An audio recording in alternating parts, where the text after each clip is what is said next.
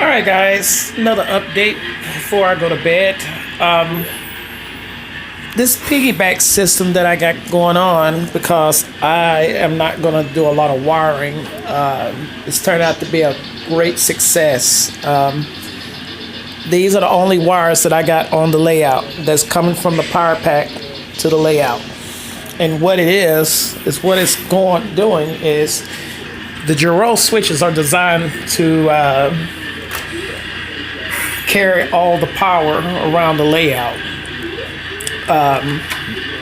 They have splits in the switches. The first split is right off the frog, and the second split is right off the frog. So here's a split here and a split here. And what happens is the outside rails are always powered because it's no splits in them.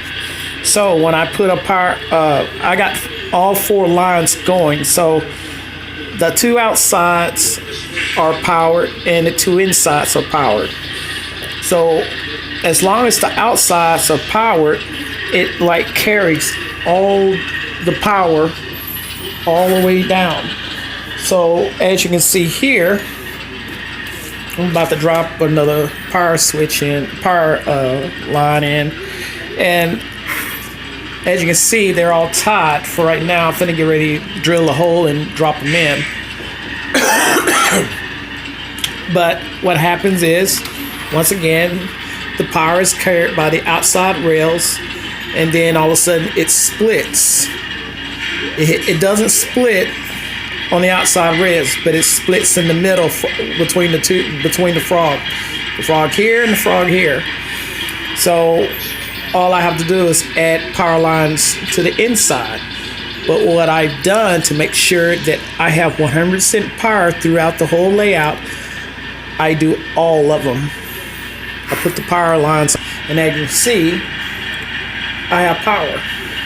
Just because I have it piggybacking up here on this switch, I have it piggybacking on this switch. And be mindful, this is the power supply line right here. The line is hooked up to this line here, and it's hooked up right here. This is my the main part of the power line, power supply. The outside lines, here's the positive, and here's the negative. The red line, the red wire, the black wire. I shouldn't say power, positive, negative. But what happens is everything on this side is powered. So I put the four lines here because there is no separation there. So all I have to do is just tie them in and then wire the red together and the black together, and it piggybacks. So we have this section done. So everything from here back is powered, and everything from here all the way up to is powered. And then from this section to this section is powered, and then from this section all the way on both tracks is powered.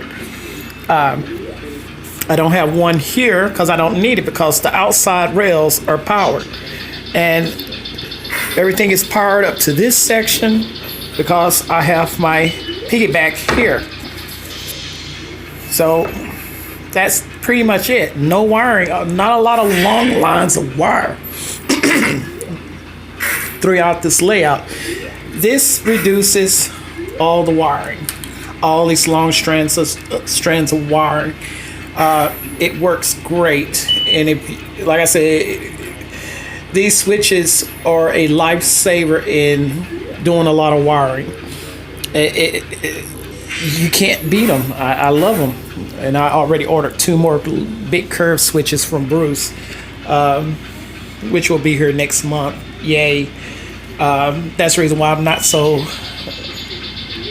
crazy about building the yard, because those curve switches, which are, one is already sitting up there, and there'll be another one on this end of the yard, and I'm still trying to figure out how I'm going to do the yard. But this is how this works. I mean, since I got this crossover and one track going into the spur and one is going into the yard, sort of the lead to the yard, and it's a set out for the outbound. This is a set out for the outbound track. I am satisfied with these. I can't explain how important these switches are on this layout because of the less of the wiring I need to do. So I'm about to put one more in and get ready to tie main in. Now this track up here will be my wash rack track. It's going to be 2 tracks instead of 1, so there'd be like 2, 4, 6, maybe 7 cars sitting in here. And then I took all the stands out of the way.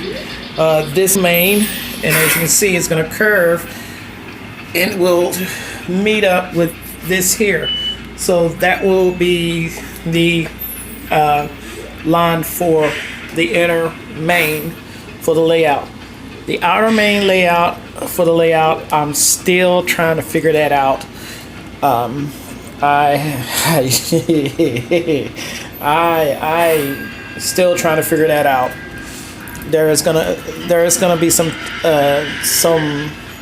work that needs to be done to get that in. So I'm not too worried about it right now. My main concern is to complete the circle for the inside main. And as you can see, there are tank cars on here. Earlier, I did a practice run on the 4-rail to see how it was going to turn out. There will be a total of 14 cars in this area. 5 here, 4 here, 2 here, 3 there, 3 there, and 2 there at the entrance coming into 4-rail. That is supposed to be 14 cars coming out, going in and coming out of 4-rail. It's not one of your easy moves because there's a lot of things that needs to happen in order to do this move over here. So hopefully tonight when I get this done, I'm gonna go to bed, wake up, come in here and do a live video of how this is going to work. So let me get off of here, finish tying this in, and then tie the inner main, and hopefully I can do another video before I go to bed of the main running, the inner main running. So until then, y'all take care, be safe. Social isolation is key to being safe and healthy. And I will see y'all hopefully in a little while. Until then, y'all take care. Bye.